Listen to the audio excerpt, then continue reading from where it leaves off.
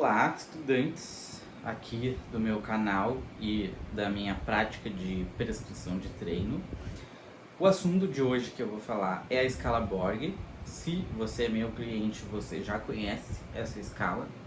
Ela foi proposta pelo fisiologista e psicólogo pesquisador Gunnar Borg, lá pelos anos 70.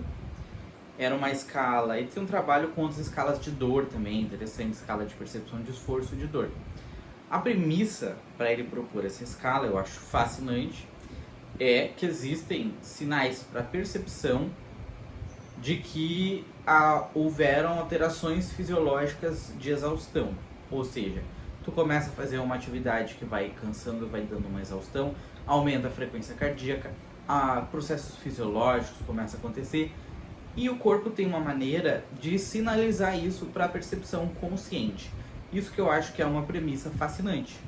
E ele se debruçou sobre como então a gente consegue transformar essa percepção numa escala que a gente consegue comunicar para um profissional de saúde. Isso pode ser utilizado em vários ambientes da saúde. Por exemplo, em questões de problemas cardíacos, sempre que a percepção de esforço for um dado que precisa ser obtido. Então, tendo uma pessoa, uma paciente que consegue perceber esses sinais de exaustão, isso é um dado bem relevante. No exercício, isso pode ser bastante utilizado para a gente conseguir achar a dose legal do exercício para produzir adaptação. Então, no início, a escala ia de 7 a 20. Isso tinha a ver com a frequência cardíaca, o espectro da frequência cardíaca das pessoas que estavam sendo utilizadas, estavam fazendo a medição, né? Fazendo essa utilização da escala. Então, o que ele fazia?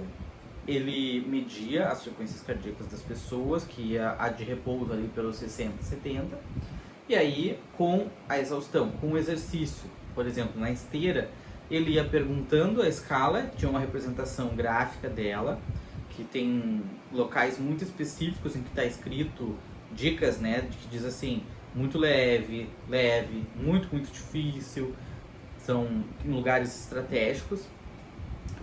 E aí, mostrando essa escala visual, a pessoa aponta e diz, eu tô ali no 11, 12, né, 17.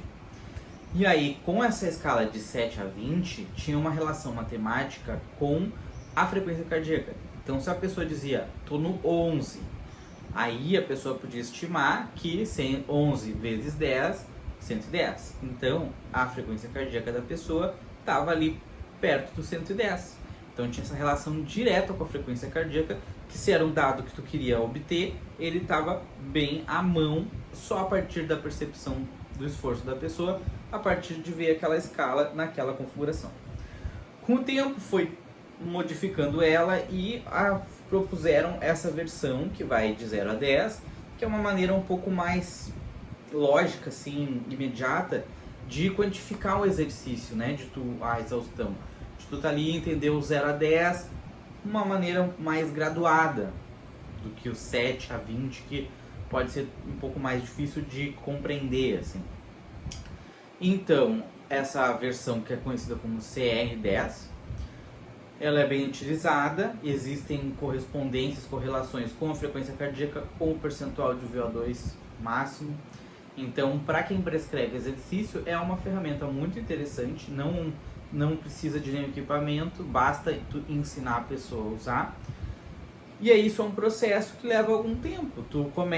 Eu gosto de começar com alguém que está iniciando, eu uso ali, vamos começar a usar essa escala, tenta achar um nível de esforço que é mais ou menos 6. 6 seria o mínimo para produzir alguma adaptação.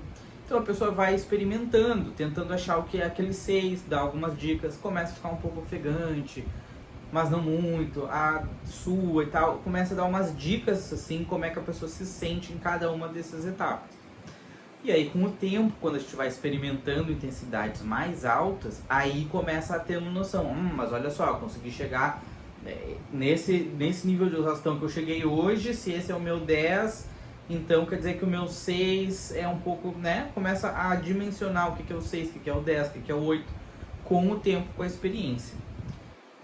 Então, isso é uma aula introdutória, uma aula básica, só para entender para que serve a escala Borg, como a gente pode utilizar ela, porque é uma ferramenta que, na minha visão, ela é muito útil para a pessoa entender as suas alterações fisiológicas, para acompanhar. Com ou sem um profissional, é um conhecimento que depois tu pode usar para o resto da tua vida, quando tu quiser quantificar o teu exercício, entender também como que está o teu condicionamento, porque se em algum dado momento tu fazer uma coisa que estava no nível 6 de cansaço, daqui a pouco tu faz a mesma coisa, tá no nível 4, olha, tu viu que o teu condicionamento físico mudou, né? É uma forma de entender também. Ou, né, daqui a pouco tu teve que ficar mais parado, não fez mais tanta atividade, daqui a pouco uma coisa que era fácil começou a ficar difícil no nível 7, 8.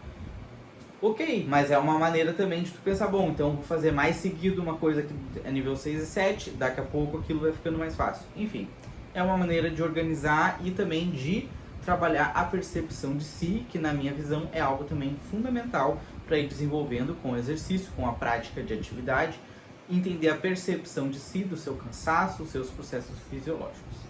Então, continuem sempre praticando, sempre buscando mais e mais experiências e vamos seguindo nos vendo nesse canal.